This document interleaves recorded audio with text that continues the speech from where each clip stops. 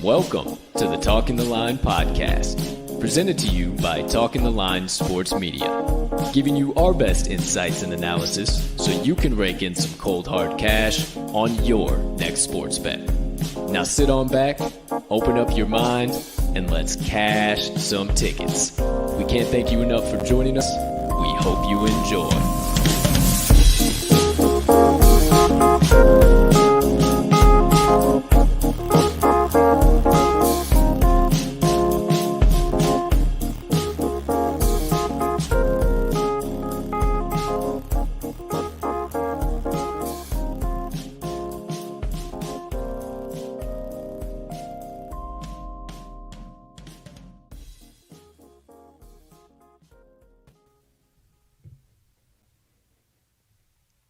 Good morning, good afternoon, good evening, ladies and gentlemen, degenerates and gamblers. 4 and 1.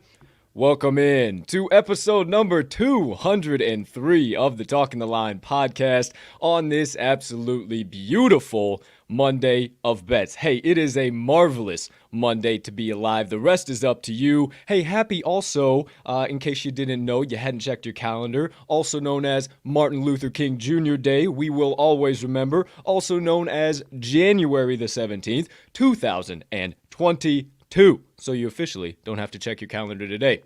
We have an absolutely loaded show coming at you. A little bit of Wild Card Weekend wrap-up, a little bit of college basketball, a little bit of NBA. Hell, we might even lace up the old hockey skates and get on the ice for a little while. Who's to say, who am I, what do I know?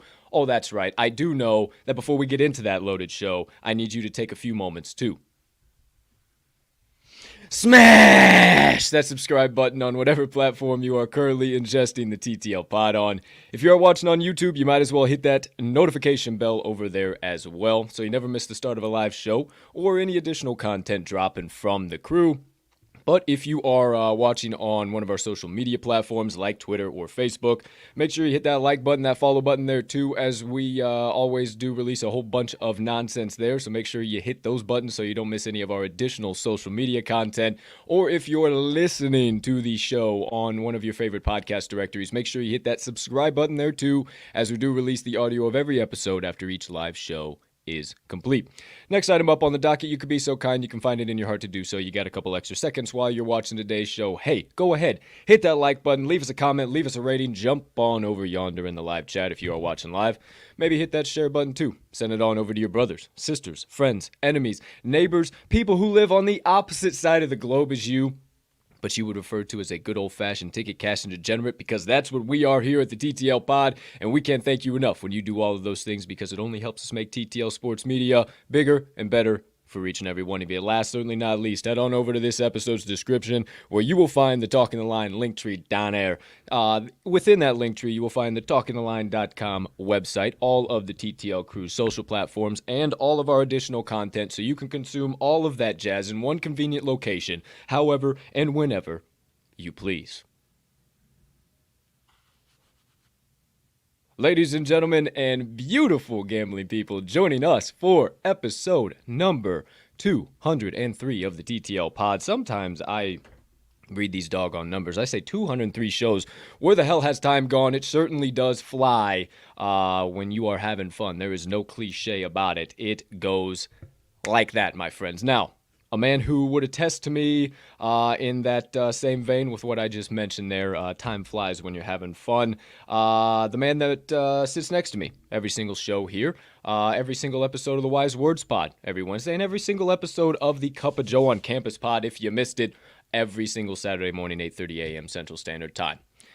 Ladies and gentlemen, you know him around these parts as the man, the myth, the degenerate gambling legend, and we cannot ever forget around this time of the year, the gloating #1 seed TTL resident cheesehead Green Bay Packer faithful himself, but also at the same time might be getting just a little bit sweaty with the declaration of who his Green Bay Packers will be playing in the second round of the 2022 playoffs, Mr. Riley RMags Magnuson. Partner, how you doing over there today, pal? My man, I am doing absolutely fantastic. I've got no sweat over here whatsoever. I am feeling fantastic. Beautiful weekend of football. Got some more coming tonight our way, my friend. Beautiful weekend of college football, or excuse me, college basketball, not college football, college basketball, UFC on your end, as far as entertainment goes, my man. So hell of a weekend. How are you doing so far on your Monday this morning? Come on, you know how I'm doing. I'm doing absolutely spectacular. You don't have to lie to me or the audience. Just lie to the mirror, my friend. It's all good. If any single period point-blank team that I know, you must have invested in some new deodorant. That's interesting. But either way, if any doggone team makes you nervous out of the entire 32, don't give me that squinted-eyed look. You've said it on this doggone show yourself. Any team out of the 32 in the entire NFL makes you nervous playing your Green Bay Packers, it's the San Francisco 49ers, and you can't lie to me. That's why you're getting a shit-eating grin on your face now. Either way, can't wait to see what happens with that. It is the present. We'll see what happens. Wild weekend of NFL. We got nothing to recap. We didn't give out any best bets or anything on Friday, Saturday, if you stuck around. Least, yeah. College basketball, if you stuck around. We'll talk about that in a minute. But NFL-wise, goodness gracious, we had a weekend and a half. Bengals and Raiders. Bengals end up moving on. Did you make a play at all in that one, partner? Not any on the spread, at least. I stuck with our props on that one. Had the both passing yards under. Burrow took care of his somehow. Carr got it going late at the end. It took went over his. So that was all I had for that one. That one was one of our lower confidence games, I would say, though. Most definitely. I decided not to play a side or anything on the total. Right before game time, actually, I almost hammered in the Bengals -6, or -5.5, wherever it ended up settling.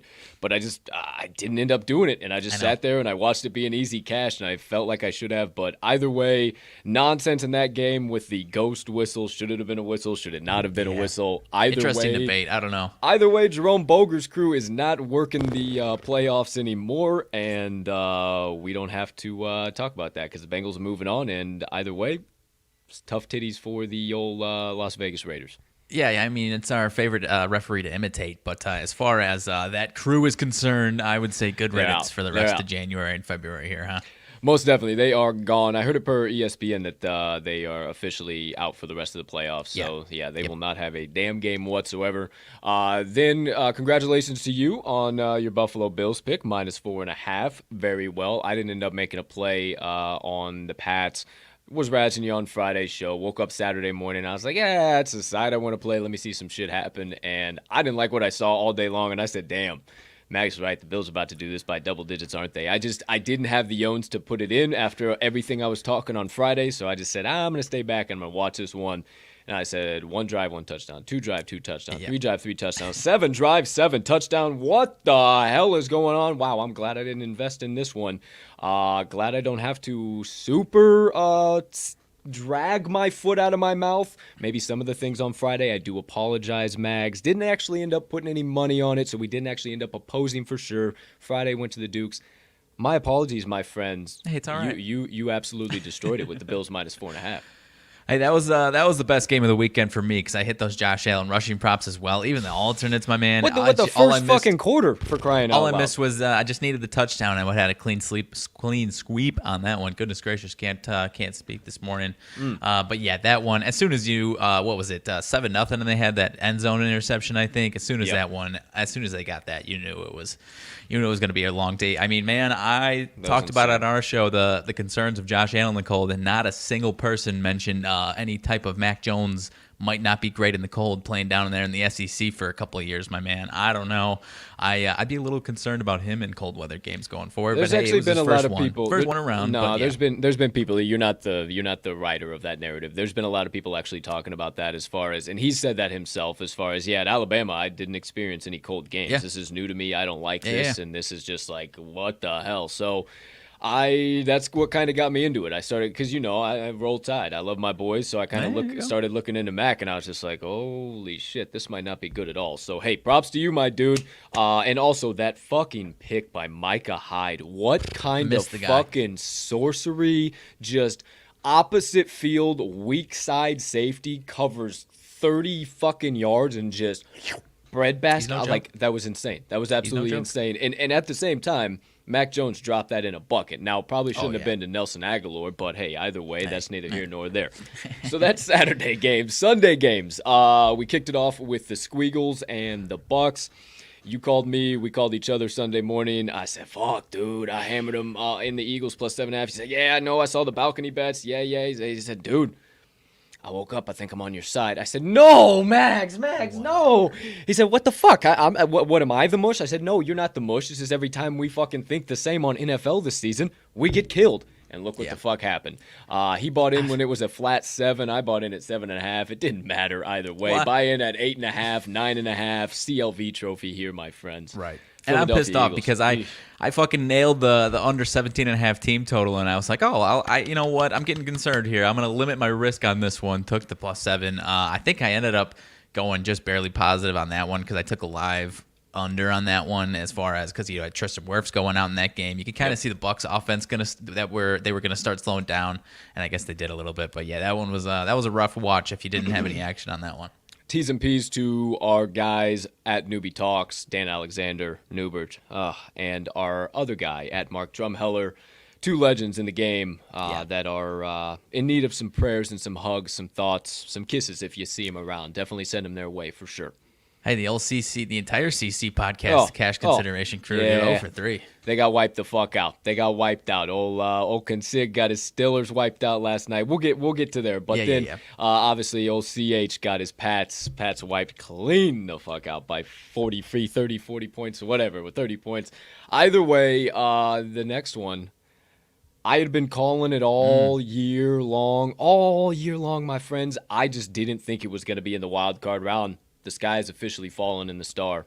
Waking up this morning and turning on Get Up Partner and sitting here capping, watching some fucking TV, dude. I would have thought that the Dallas Cowboys, the organization just orchestrated a plot to kill another organization's firstborn child. Like it is, the sky has done fell. I mean, it is done. The Star's over with. You might not see Big Mike in there. Kellen Moore getting multiple head coaching offers. Old Dan Quinn getting multiple head coaching offers. I mean, it blow it up. It's over. It's over with.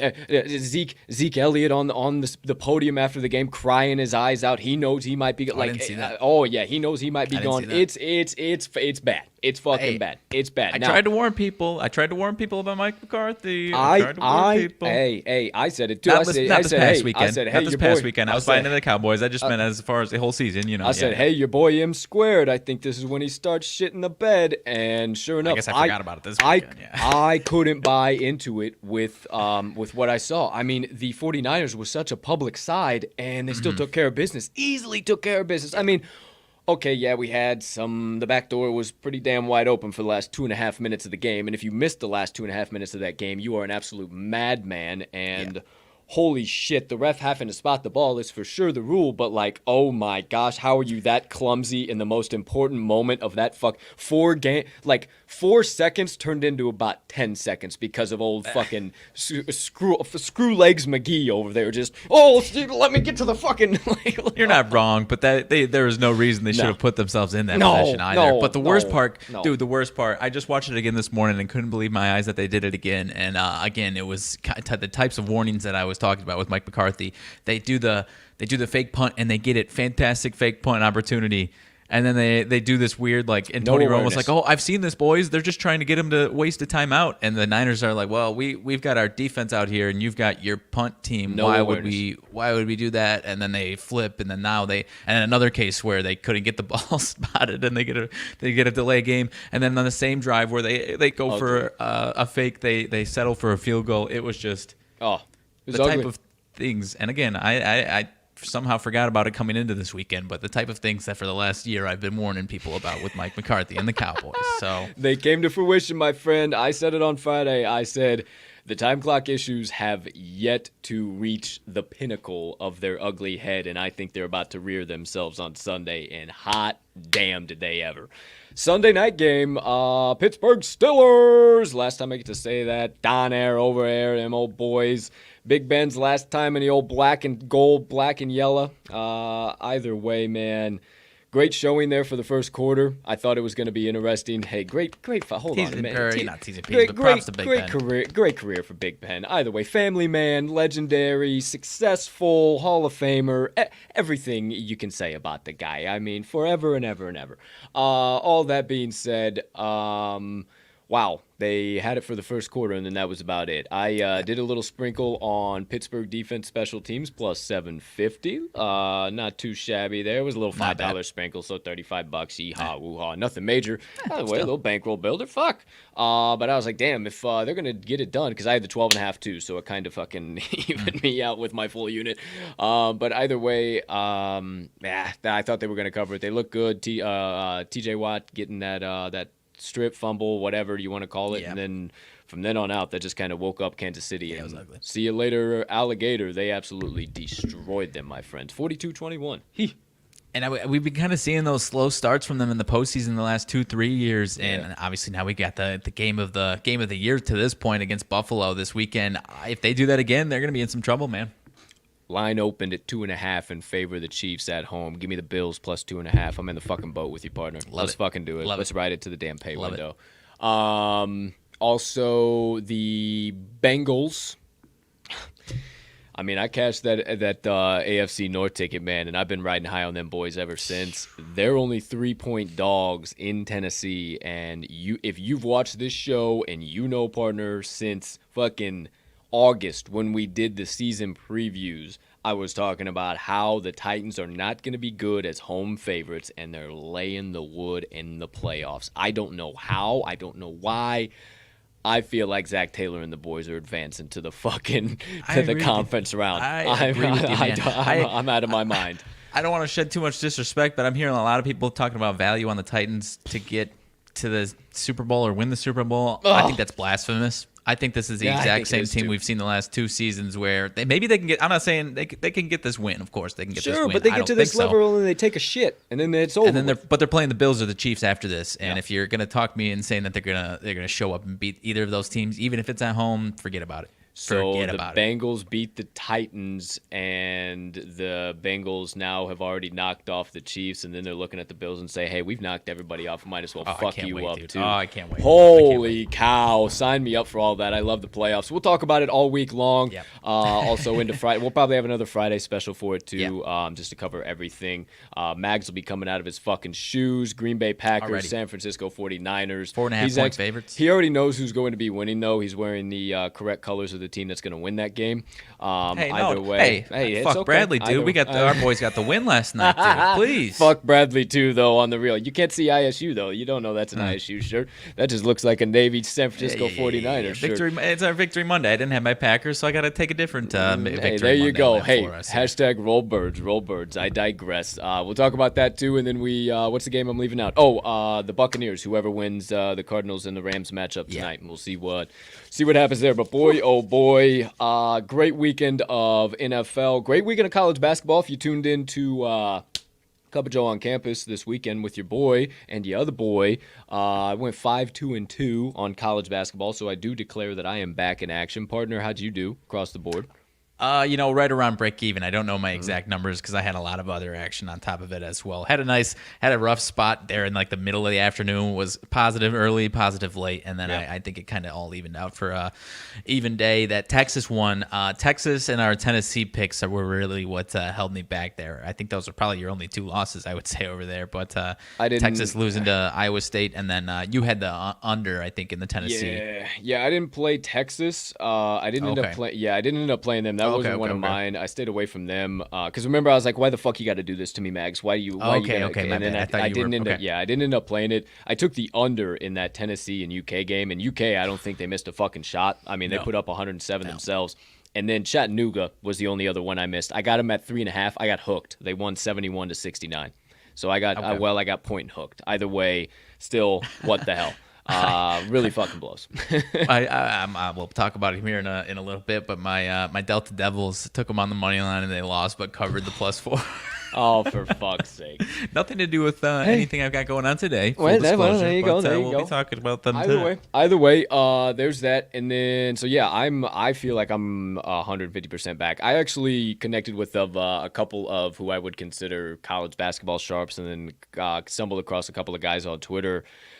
It was a clusterfuck last week. Yeah. Like, everybody was getting dragged through the mud. The public, whoever that public was that was making those bets, were just raking last week. And if you read my college basketball afternoon board report, shout out. That'll be back in action here today. Once again, I didn't do it over the weekend, but it'll be back in action.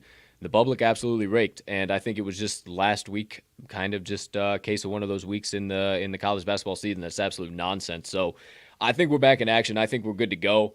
I got a fucking itchy nose right now, so let me itch that bad boy. All right, back in action here.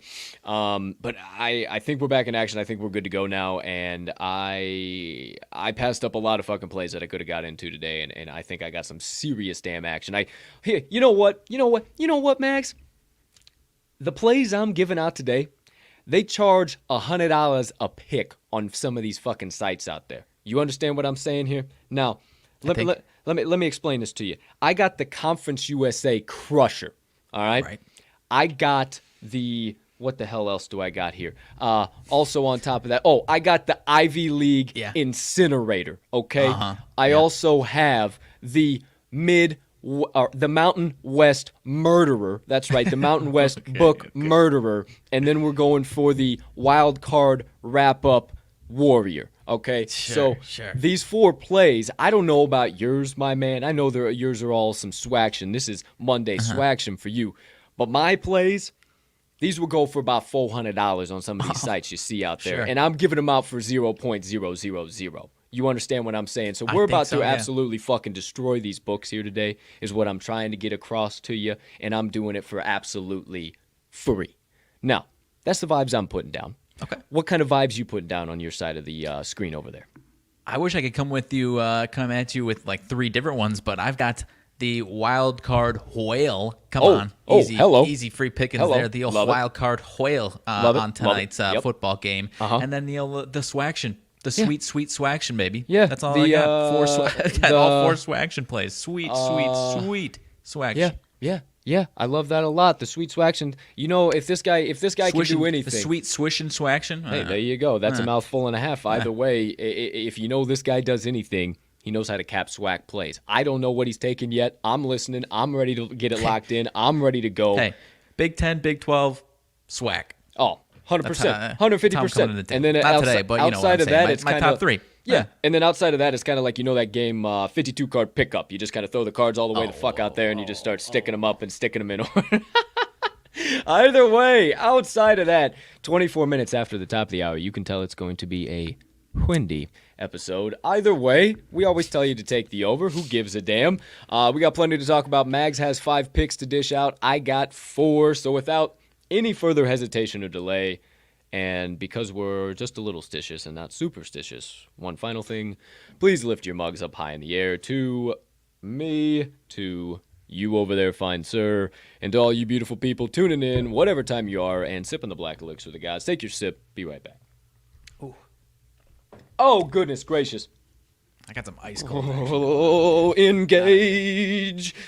RMags best bets of the day. Should have brought the pot with him. He's already licking the bottom of the cup. It's time to rock and roll. Get ready to get these bad boys locked in. Without further ado, partner, let it rip, let him have it. And as always, you have the floor. All right, my friend, I appreciate it. As I mentioned, am going all swaction today, so I'll save my wild card pick for the 5th one here.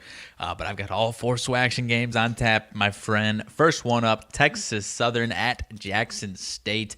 You got Texas Southern Tigers and Jackson State Tigers. Tigers on Tigers. Go Tigers. Go Tigers. Go Tiger, go Tiger. Go Tigers. Looking for a bounce back is the Texas Southern Tigers in this one, partner. Number 1 team in the SWAC. I've talked about them a couple times before, cashed a couple tickets for us. They are the number 1 team in this conference, and they are looking for a bounce back. 185 ranking on KenPom overall, 229 AOE, and actually a really competent defensive team, 146. I know in the grand scheme of the country that doesn't sound fantastic, but for a SWAC team, that is actually very, very good. 146 ADE. Jackson State, on the other hand, 275 overall ranking on KenPom. And a really bad offense, AOE, adjusted offensive efficiency of 334. This team does not get it done on the offensive end. Again, another defense that actually is on the similar level as Texas Southern, 116 ADE. But that offense is going to be the factor here. It's been a historic trend as far as when these teams match up. These teams are very similar to how they've came out in these games the last few years. And that offense, lack of offense on Jackson State's side of things, has been the reason that they lose these games. Going to be incapable of keeping up with that Texas Southern offense in this one tonight, partner. Texas Southern 6-0 ATS last 6 following an ATS loss. Mentioned they're coming out off of a bounce back of a straight up loss, 4-1 last 5 after a straight up loss against the number, 5-1 last 6 on Monday, partner, ATS, and 13-4 last 17 on the road.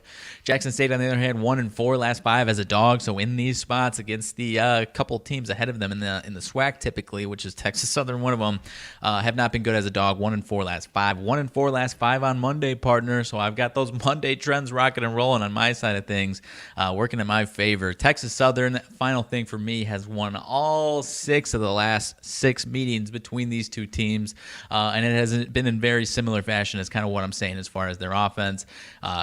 Dominating this game. They've won a lot of these games by double digits, and 2 of the last 3 games as a pick'em against this team here on the road, and a -2.5 favorite on the road last year. So very, very similar situation as the last few years. So give me the Texas Southern Tigers to take care of the Jackson State Tigers. Give me the Texas Southern Tigers -1, partner. Well, if you know me, I love my Monday trend, so you're speaking my language, pal. And if you know him over there, he is all about the swag, so you're speaking his language. He's speaking his own damn language over there. I'm already on this one. Gonna listen up for the rest of them. So this one's locked in for me. Texas Southern Tigers -1. RMags first best bet of the day, partner. Keep it moving, keep it grooving. Second best bet coming from you, sir. Alrighty, my friend. So this is not why I made it, but it is looking like the team that I'm fading in this spot is a big fat public dog partner. 79% of bets. Okay, so it's Prairie View A&M at Alcorn State Braves. I guess I should say the matchup first. Prairie View A&M Panthers at Alcorn State Braves. And Prairie View, not why I even made the play, but I'm loving it even more as I'm seeing this. 79% of bets on Prairie View, despite 93% of money on the old Alcorn State Braves, -4.5. I don't think it's enough points here, partner, for this really, really bad Prairie View team. They typically just don't know how to set some of these spreads because, if I'm being totally honest, a lot of these teams are really, really bad. I will not sugarcoat it, but there is just a certain another level of bad that the bottom part of the SWAC gets to, and they kind of reflect it as far as some of these KenPom rankings. They the small differences there, but when you really boil it down on paper and from the eye test, it is not that close, and I do not think this is enough points here for Prairie View. So give me the Alcorn State -4.5. 4-7 ATS on the road is the Prairie View Panthers. Only the second home game partner for Alcorn State. A lot of these teams play almost 100% of their games non-conference on the road. So only the second home game here for Alcorn State. But they handled and covered. This is that team that Texas Southern just lost to the other day. Alcorn State took care of the number one team in the SWAC on Saturday in their first home game. And I think they protect it well again here tonight against a much worse Prairie View team. Prairie View really, really bad on offense and even worse on defense, partner. 324 ADE. And they have actually top 20 in tempo, partner. Fast tempo, but it leads to some just brash sloppiness. 354th in the country. Turnovers per possession. They turn the rock over like nobody's business. And Alcorn State, 204th in the country of forcing those turnovers. I know it doesn't sound like a lot, but again, in these SWAC games, as far as those rankings go, that is actually really, really solid for the SWAC. 204 on defense compared to 354. Bottom 5 in the country out of 358 is Prairie View in sloppiness. And I think that's what we see here tonight. Alcorn 4-0 last 4 as a favorite against the number. 12-3-1 ATS last 16 following an ATS win. So they are a really solid covering team, typically underrated, undervalued, and I think that's what we got here again tonight. 4-1 last 5 on Monday, partner. 5-2 last 7 following a straight-up win. These wins do not come by often for these SWAC teams, and when they do, and you see a team that's 5-2 or anything along those lines after getting that straight-up win, and they cover the next game, I like that action. Prairie View 2-5 last 7 as a dog, and the favorite between these two teams the last 5 meetings is 3-1-1 against the number, and the home team is 6-0-1 in the last 7. Give me the Braves -4.5 at home, partner, for number 2 bet of the day. I like that a lot. I definitely like that a lot. Prairie View A&M is extremely overvalued in that spot. No question about it whatsoever. I think the books, they being setting at that at 4.5, just to put that at kind of a key number there to get some people to buy into it. Clearly, the entire public is on them. Don't do it. Be on the sharp side with me and Mags. I like it. Alcorn State Braves -4.5. Second best bet for Mags. Partner, keep it moving. What's your third best bet of the day? All right, number 3. I will not sugarcoat this one again. These two teams are really, really bad, people. If you do not want any part of this matchup, I will totally understand, because when I say these teams are bad, I mean these teams are really, really bad. Probably second to last and third to last worst teams in this conference, partner. If you know who that last team is. I'll be talking about them in a second. But I'm taking Bethune-Cookman -1.5 on the road at the Arkansas Pine Bluff Golden Eagles. Bethune-Cookman Wildcats, that is. But confirmed, partner, confirmed. BCU is the better team in this matchup. Big rebounding advantage for the old Wildcats of Bethune-Cookman. ARPB, Arkansas Pine Bluff, dead last in the entire country at defensive rebounds per game, partner. Again, BCU not off the charts by any means, but certainly top 300 at the very least. Again, an actual massive edge in these SWAC games, my friends. Second to last in ADE is Arkansas Pine Bluff. They are a brutal defensive team. And again, Bethune-Cookman just a little bit better. So I understand if you don't want any part of this gross matchup. We talked about it on Saturday, a few different matchup partners. I can tell you with absolute certainty that this is the worst matchup on the entire board today, as far as entertainment goes. But I feel very confident that the old Wildcats take care of business. They are a much better team than old ARPB. They are among the worst in the country. But to close it out with some trends, BC 4-1 last 5 following a straight up wins. Again, these wins do not come by often for some of these SWAC teams, but when they do, when the team can stay on top of that momentum, they like to ride it out, and that's what BC does. 7-2-1 last 10 on Monday, partner. I told you I was coming in hot with these Monday trends. ARPB 3-7 last 10 on Monday. So not only do I have my teams covering on Monday, I got the teams I'm fading being terrible on Mondays.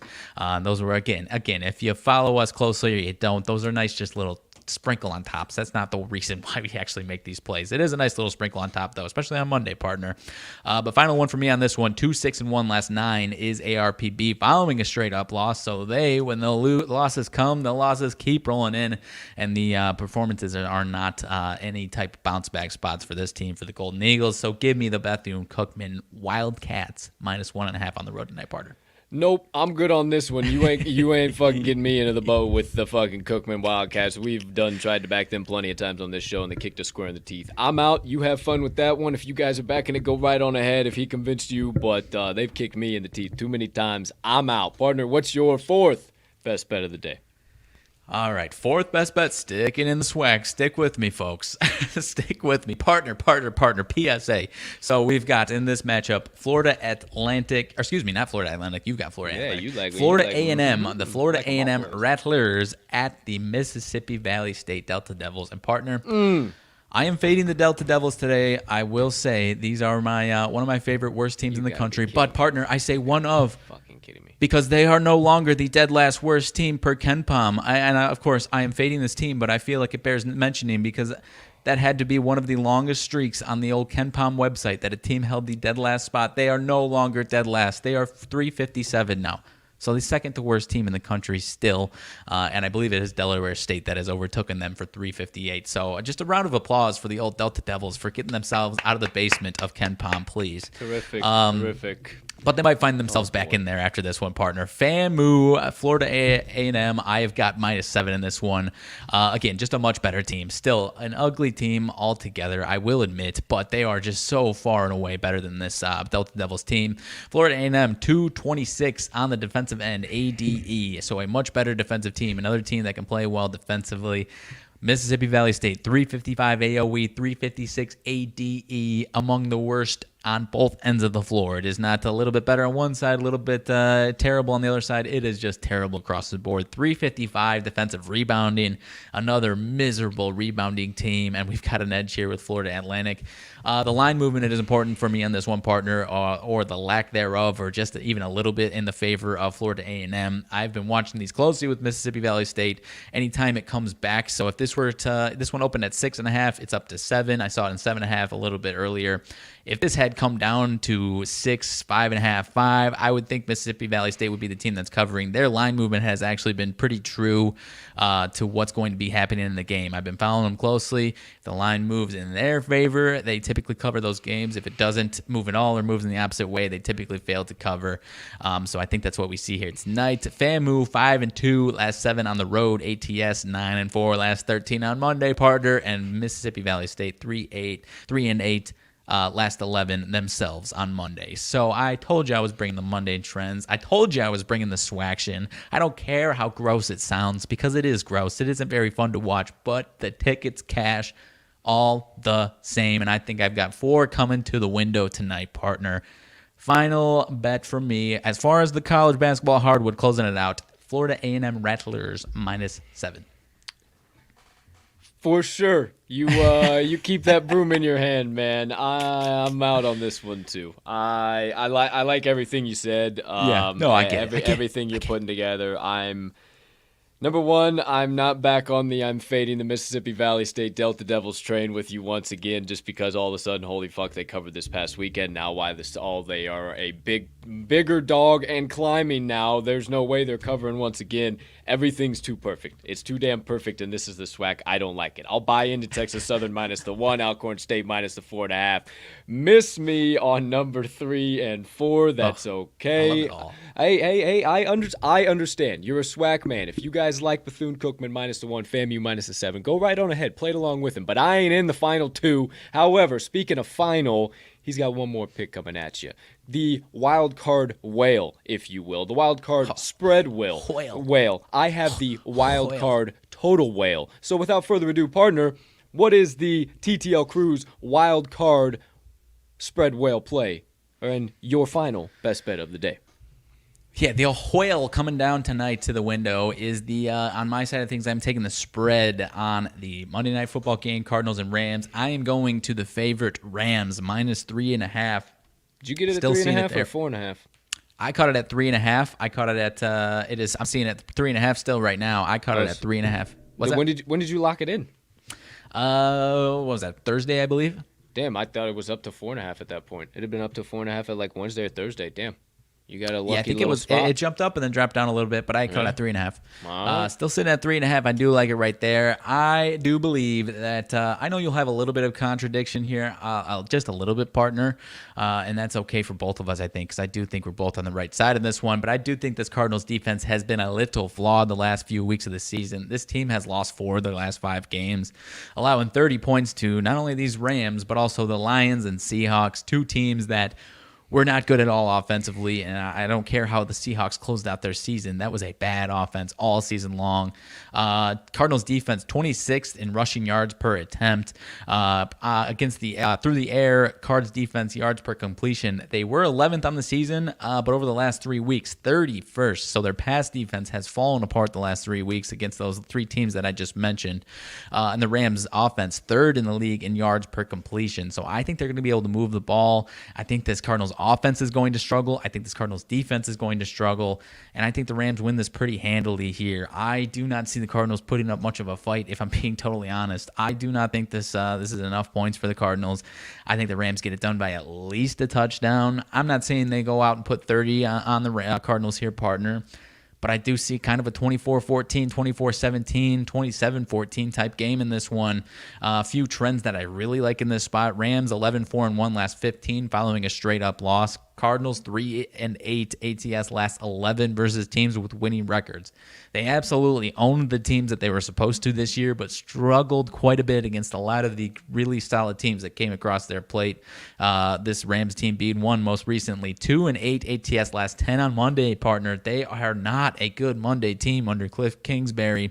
And against this Rams, they are not good against Sean McVay. 1-10-1 last 12 versus the Rams. That one did come this year, but the Rams got their lick back pretty handily, and I think they do it again here tonight. I do not see the Cardinals having much success on either side of the ball, partner. Give me the Rams -3.5.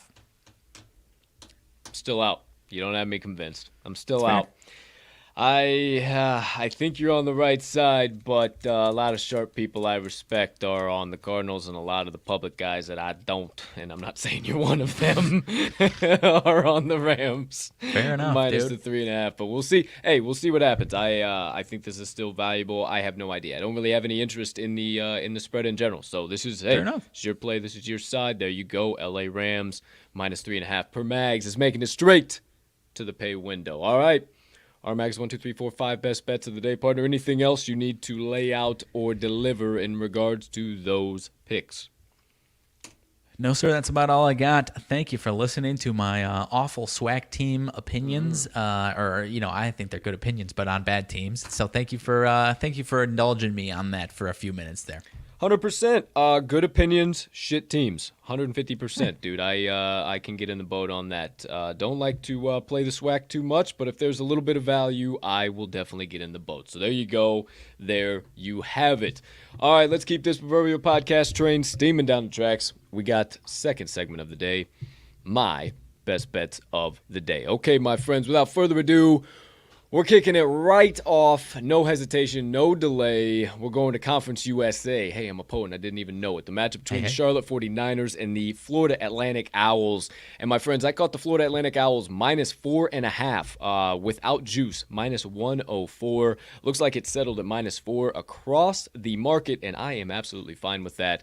It opened up in favor of FAU at minus 3.5. Added it to my bet slip this morning as I was capping a couple other games. It jumped up to 4.5, never went back down, lost a little bit more juice, so I said, they're not going to let that go all the way back down to 3.5. I'm going to lock it in. There is only a couple of key reasons as to why that line would even need to do that, and it's because it is a setup and a half for the Charlotte 49ers. 3.5 wasn't good enough, and the Sharps knew that. I personally think, and the Sharps do too, that Florida Atlantic absolutely rolls here today.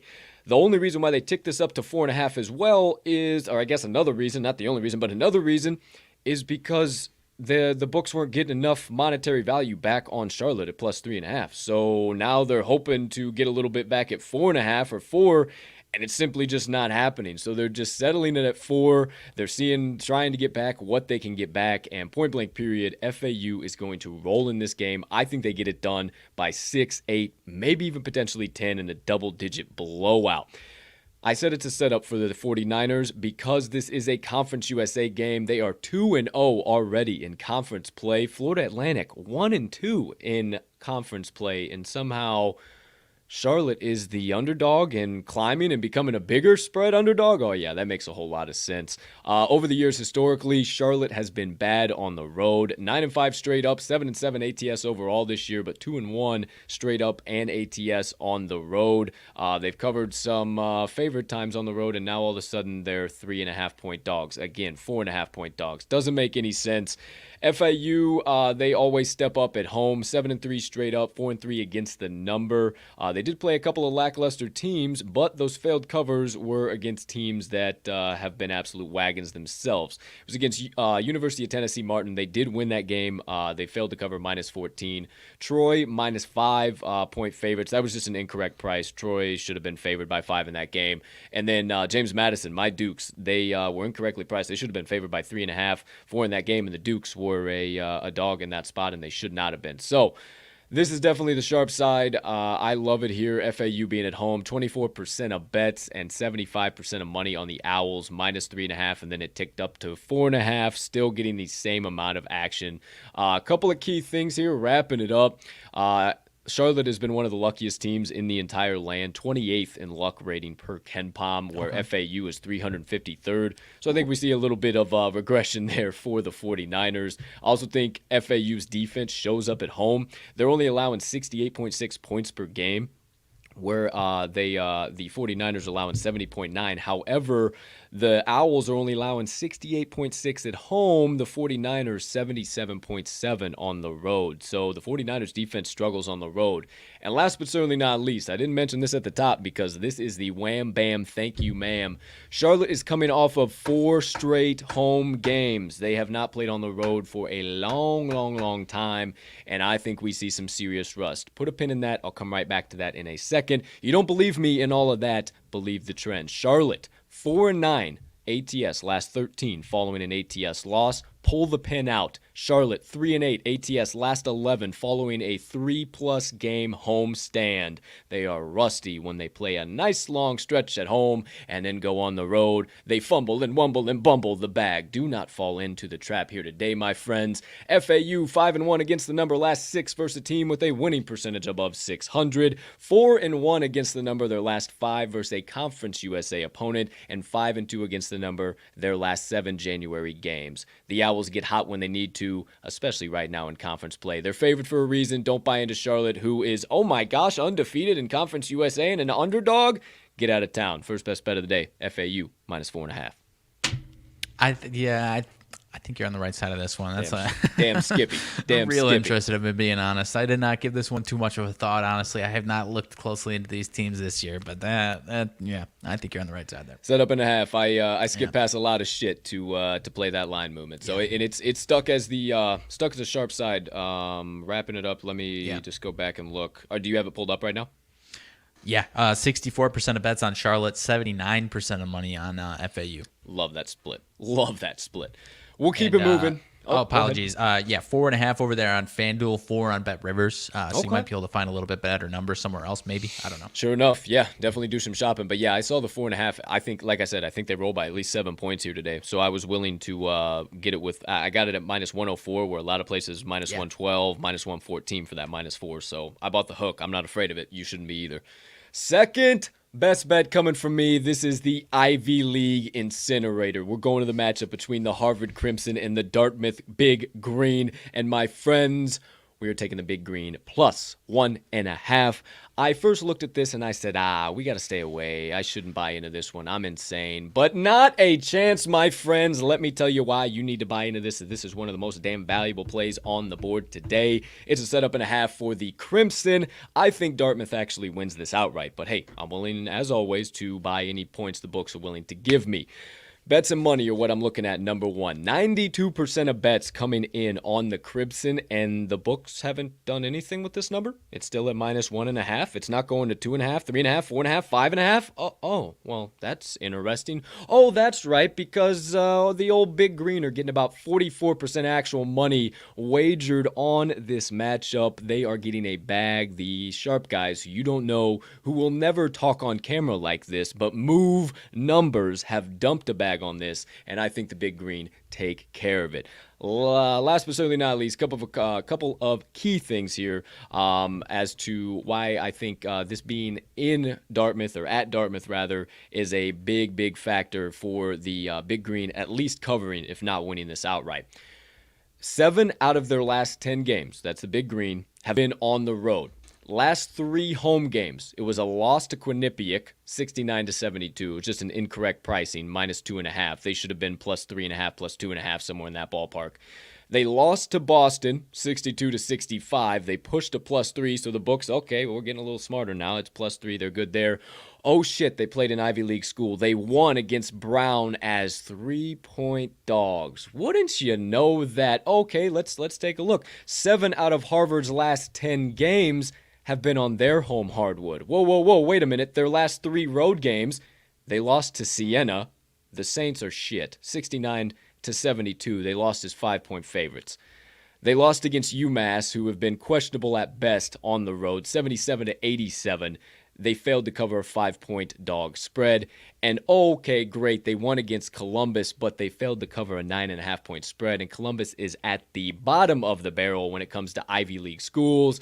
And I think we are seeing a setup and a half for Crimson here today. Last but not least, the Big Green defense shows up at home. 70 points per game flat allowed for the Big Green, but 61 points per game allowed on their home hardwood compared to the Crimson. 70.1 points per game allowed. Overall, cool, wonderful, great. 76.8 points per game allowed on the road.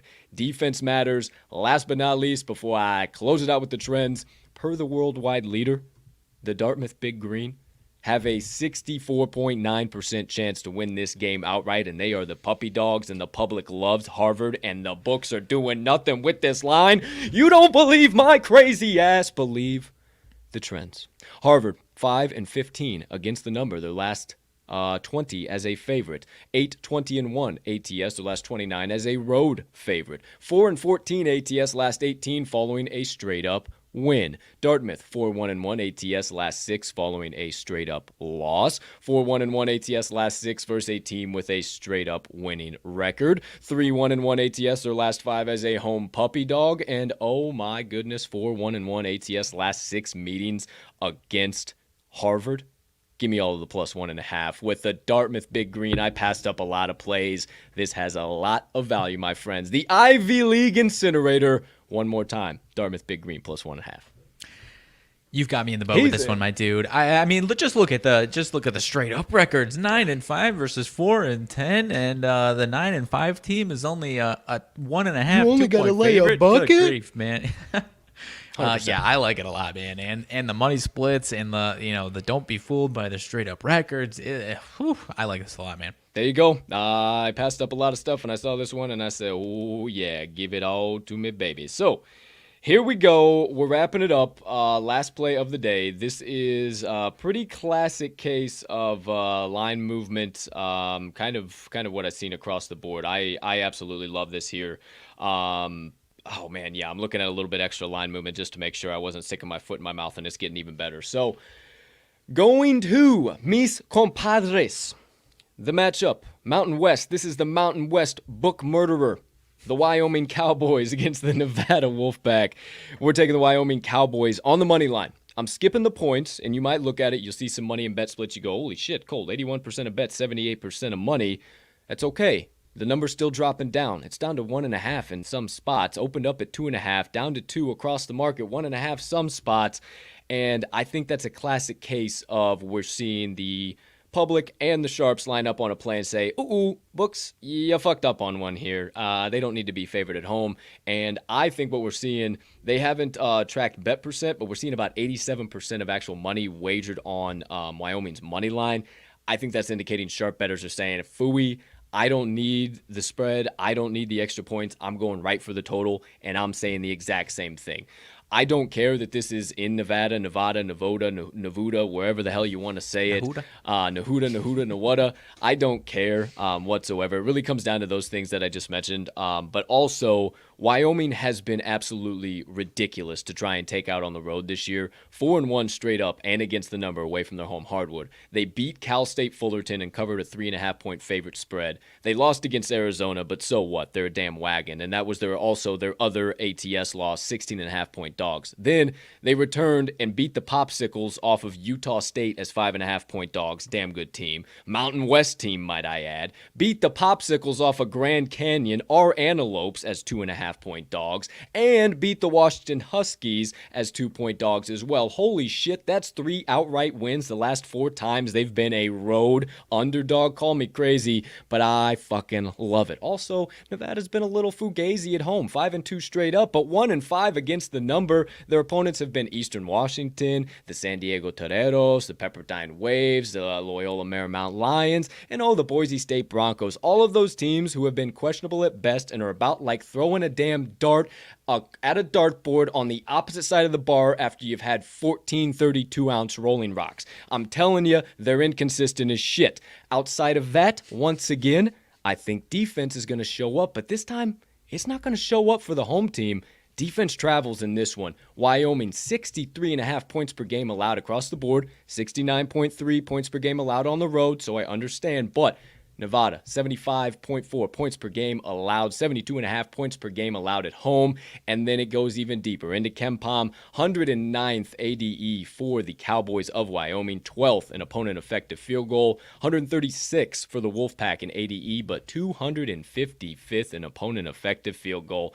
I love the Cowboys to run away with this one. I'm pulling out the 6 shooters and firing away with the Cowboys because I think they're going to be draining it from deep all day. But you don't believe me?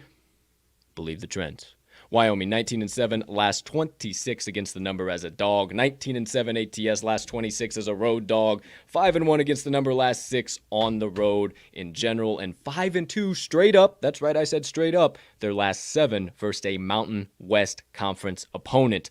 Nevada, 1-5 ATS, last 6 overall. 0-4 ATS, last 4 as a favorite. 0-5 ATS, last 5 versus a team with a winning straight-up record. And oh my goodness, the Cowboys are 7-1 against the number. Their last 8 meetings with the Wolfpack, and they've won the last 3 meetings straight up. This is a setup and a half for Nevada. I don't really care because we're taking Wyoming Cowboys on the money line. Plus 106 or wherever you're seeing it on your favorite book. I like what you got going on here. I'll stay away from this one though. I'll let you take this one to the window. Get them on all 3. Thought I could get them all 3. Nah, I'm out on this one. I do like it though. I like what you're saying, but yeah, I'm gonna stay away from this one for you. Okay. Last but not least, number 4, the wild card total whale.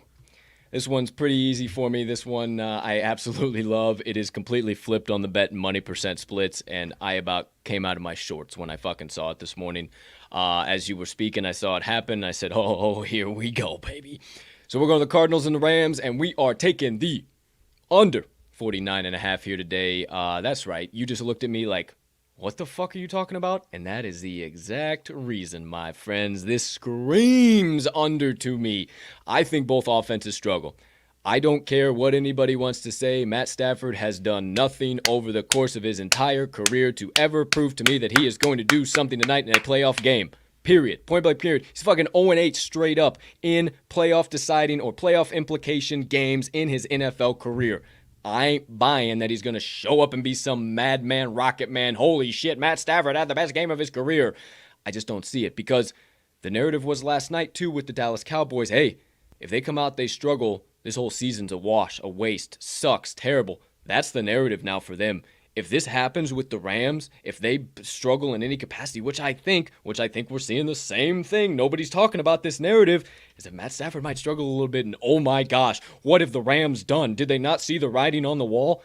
I can see it happening now, and right when you least expect it in the wild card round. Now, both offenses trouble scoring in my mind.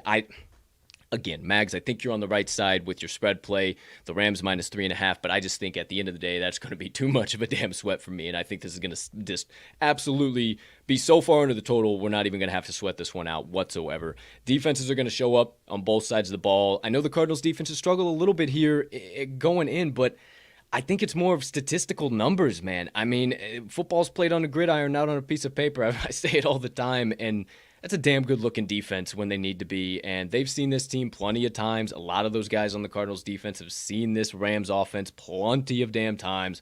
I'm not worried about it, and it's vice versa, too, for the Rams defense, and those boys are healthy, ready to rock and roll. I think they show up. You don't believe me on all of that? Believe the trends. Closing out my card of the day for the Cardinals and Rams, under 49.5.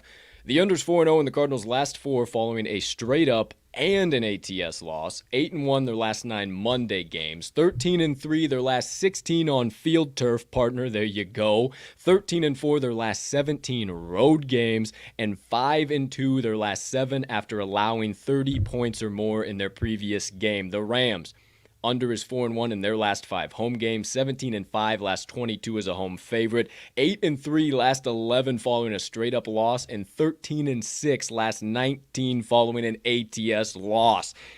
The under trends are a wagon. The Rams are actually more of an under wagon than you would believe, and actually so are the Cardinals right now, and this one is going to fly under.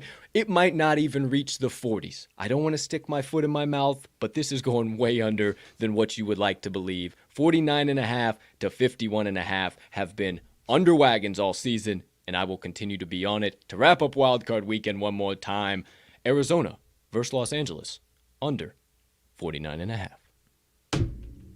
I'm not against you, my man. I am not against you. I'll leave it on the table because I'm gonna stick with my action that I've got. But I think you're on the right side, dude. I think you are on the right side. Hey, you do your thing, I'll do my thing, and we'll meet in the middle. So there you go, my best bets of the day. All right. Excuse me, pardon me. Always say take the over. It is now time for the Monday Madness Parlay. Okay, my friends, you better get this one locked in quick. You better rip out your sports books because we got the first leg tipping off. That's right, tipping off at 12 p.m. Central Standard Time. That's right, that is 59 short minutes from now. So without further ado, the first leg on the Monday Madness Parlay is the New York Knicks on the money line. Absolutely love the Knickerbockers here today. It looks to me just like the Eagles did yesterday on that line. The public wakes up. The first thing they see is the Knicks being a 2-point favorite and then dropping down to a 1-point favorite at home. Bullshit. They're all, oh my gosh, we got to get into it. Hornets have turned into a public dog and a half, and we're not buying into it over here at the TTL Pod. Outside of that, I love the Knicks in this spot. They're great on one day of rest. They're great on Monday. They're great as a home favorite. I love them in this spot. We're going to skip the points just in case any bullshit, but the Hornets are 2-6 against the number. Their last 8 meetings in New York, and the Hornets did beat the Knicks back in November, the lone meeting of this year, so I think the old Knickerbockers got a bad taste in their mouth, ready to smack the piss out of the Hornets. But, hey, you don't believe me, partner, anything you can get them to believe you on. My friend, so I will not add too much here. It has flipped. So the Hornets are coming in right now as we speak, looking like in certain spots -1. However, it's not like the Knicks are the team that's getting all the money in the world. So if the Knicks were the team that was getting 60+% of bets and money, I'd be really concerned. That's a classic flip. I think it's a fake trap, and it's got the Hornets. The Hornets are going to be the trap here. 57% of bets, 56% of money as we speak right now. So, you mentioned kicking off or tipping off here about an hour, but I still like those Knicks to get the job done at home. Classic fake flip, man. Don't buy into it. Knicks money line first leg. Second leg, we're going to the matchup between the Tennessee Tech Golden Eagles and the Tennessee State Tigers, and we're all over the Tigers. We're taking Tennessee State +1.5. Not a whole bunch of huge regions in particular. One thing, Tennessee State is the sharp side and a half. My partner will fill you in on the bet and money split. Oh, yeah. Has been since last night, continues to be. Tennessee Tech is extremely overvalued here. 1-7 ATS last 8 as a road favorite. 6-19-1 against the number last 26 Monday games. Tennessee State rather shows up on Monday. 12-5-1 against the number last 18 Monday games. 5-2 ATS last 7 on their home hardwood. I got nothing else to say. I think they're absolutely going to run away with this damn game. Tennessee State plus 1.5. Anything else from you, partner, plus the splits? Just the splits as far as I'm concerned over here. 47% of bets on Tennessee State, partner, but 95% of money on those boys. Somebody dropped a big fat bag, low volume game, so it really only takes one or two big high rollers to make that type of split happen. So that tells you the big high rollers. They ain't no random pro versus Joe type stuff as far as a random public person dropping a bag on the Tennessee State Tigers or whatever they are. But I think we're on the right side here. Tigers for sure. Tennessee State plus 1.5 second leg. Third leg, Milwaukee Bucks at the Atlanta Hawks. And we ain't taking a side because both have been a little goofy. Atlanta's been struggling. Bucks are heating up. Quite potentially they might be starting to scuffle. Who knows? Regardless, we think the defense shows up here today, and we're taking the under 231.5 in the matchup between the Milwaukee Bucks and the Atlanta Hawks here tonight. Key trends for me, unders 5-0 in the Bucks' last 5 overall. They've been a wagon to the under. 6-1 in their last 7 Monday games. 4-1 their last 5 playing on one-day rest, and 28-1 their last 29 following a straight-up loss. Hawks pretty much a wagon to the under as well. 5-1 their last 6 as a home dog. 6-1 last 7 versus a team with a winning road record. Also 7-3 last 10 versus a team with a winning straight up record. I mean, this game is going way under in my mind. I don't even know if this one gets out of the 220s. I see like a 222, 223. Again, we saw this open up right around like 229, and it's up to 231.5. I think the book or the public waking up, seeing that, oh my gosh, it's jumping, I got to get in so fast. And these teams really aren't shooting the lights out like you would expect them to right now, especially on, hey, MLK Day. Everybody's got the day off. Everybody's hanging out. Going to be betting on some NBA because it's starting here in 55 short minutes. Don't buy into the nonsense. Milwaukee, Atlanta going way under 231.5 for the third leg. Anything else from you, partner?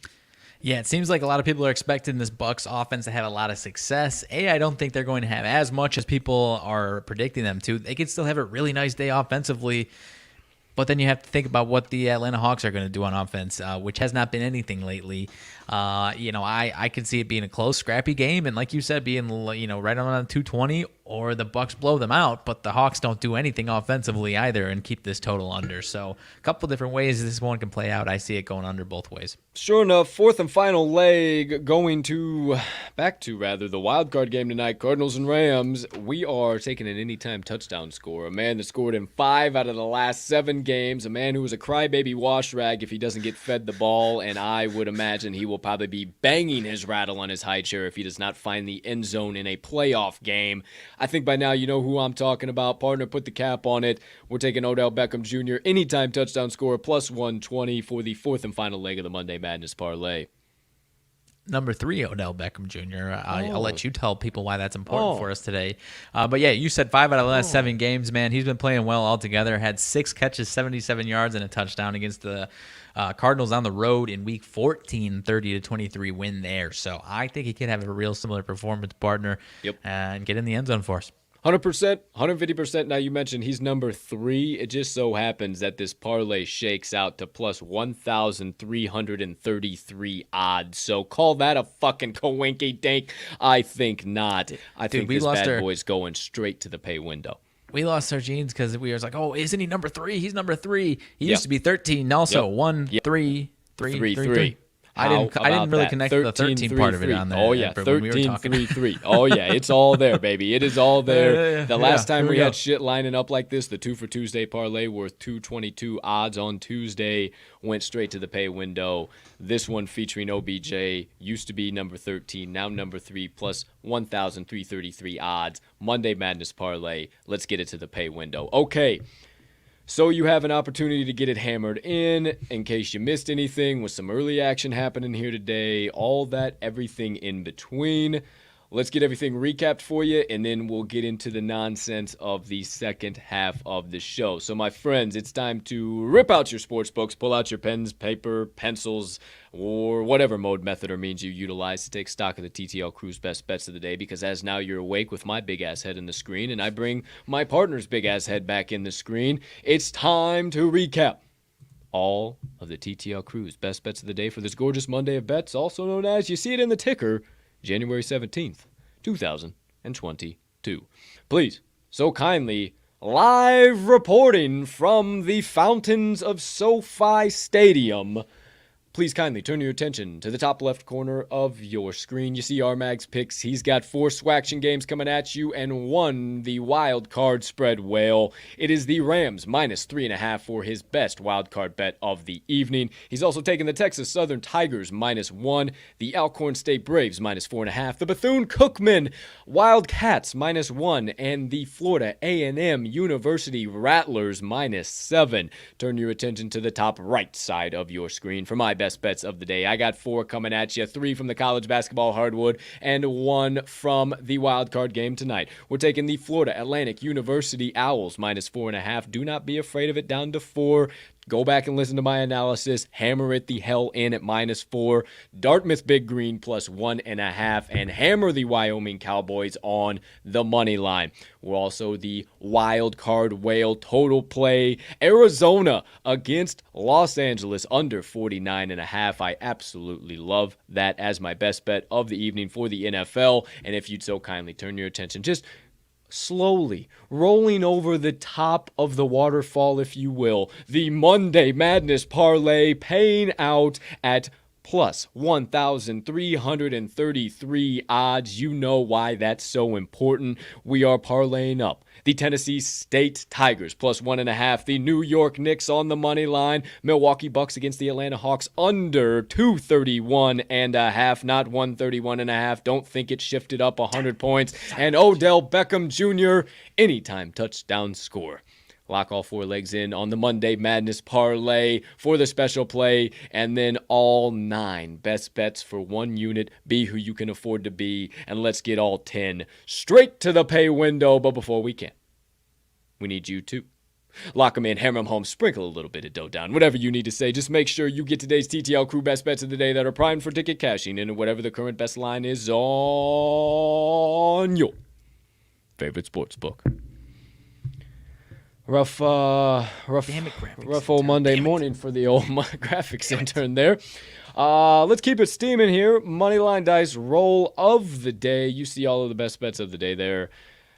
It's time for a little Indiana Pacers against the Los Angeles Clippers. Go Pacers! Pacers! I shaved my head and painted it. All right, without further ado, Moneyline Dice are live on set. I'll get the tracking book out here ready to rock and roll too. Partner, would you be so kind as I do all of that stuff to indulge us? What's going on here with this matchup today? Alrighty, so we are in LA for this Pacers and Clippers matchup. Clippers, coming in as the 2-point favorite at home, -2 for the Clippers, +2 for the Pacers. -124 on the money line for the Clippers, +106 for the Pacers, and a total of 209.5. It does appear that Miles Turner has been ruled out for this game, as far as I am seeing right now for the Pacers. And then a few more guys questionable as of right now. Malcolm Brogdon, Jeremy Lamb, and Chris Duarte.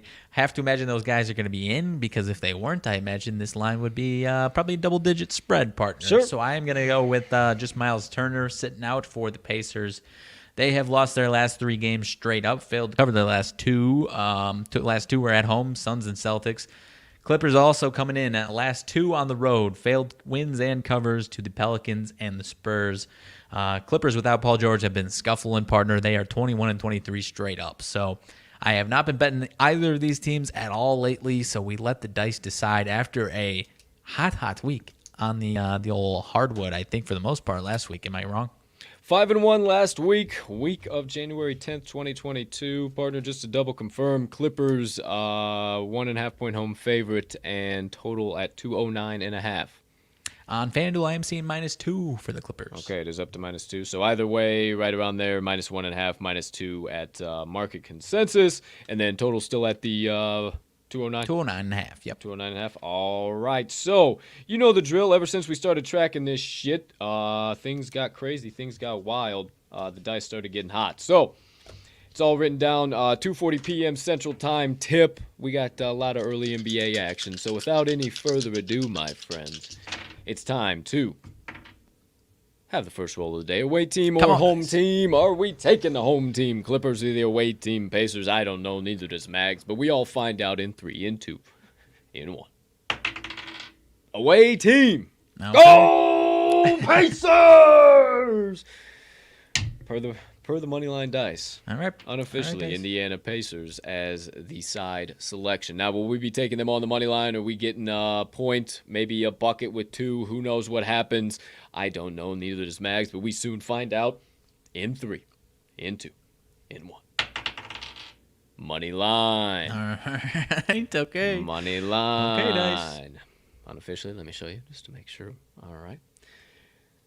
The Indiana Pacers on the money line. Unofficial selection now. It's time for the wild card roll. Will the die be starting the week off once again, doubling down on their primary selection? Will they need a little bit of a re-roll before they officially make up their mind, or are they saying, nah, forget all that. We're going straight to the total. You got 2 tickets that are making it to the window today. I don't know. Neither does Mags, but we all find out in 3, in 2, in 1. Under. Okay. Okay, Dice. Under. Wasting no time. I have no idea. I have absolutely no clue at all in this one. The dice have spoken! If you want to guaranteed take 2 tickets to the window tonight, no questions, no qualms, no queries, not per me, not per Mags, not per any living, breathing human being on this planet, but per the inanimate, all-knowing, ever-present, all-powerful Moneyline Dice, hammer in right here, right now. The Indiana Pacers on the money line, and the under 209.5 in the matchup tonight between the Indiana Pacers and the Los Angeles Clippers, actually this afternoon, 2:40 p.m. Central Standard Time tip. Thank you, Dice. Thank you, Dice. Thank you, Dice. Okay, so we got IND, ML, and the old UN of 209.5. All right. Okie dokie, Artimachoke. We'll see what happens. They're hot. They're hot. I'm not arguing. They are with hot. them. Who am I to fucking they're give them hot. any goofy faces? Because I don't know. I don't know. I don't know. 5-1, a lot better than how I did last week. But we're turning it around here this week. No questions, no doubt about it. All right. Without further ado, that does it for today's Moneyline Dice roll of the day. Let me make sure everything's set up on my side of the world here. Yeah, it looks to be that we are in good shape. Let me move one thing here, Mr. Mags. All right, without further ado, let's kick things off here. Second half of the show. Partner, anything burning on the brain, melting on the heart, festering on the soul, you have been dying to get out to the kind folks that joined us on episode number 203 of the TTL Pod on this gorgeous January the 17th, 2021. 22. Fuck me, 22. It is Movie Monday, dude. I am locked and loaded with our weekly Movie Monday kind of trivia action we've got coming today, partner.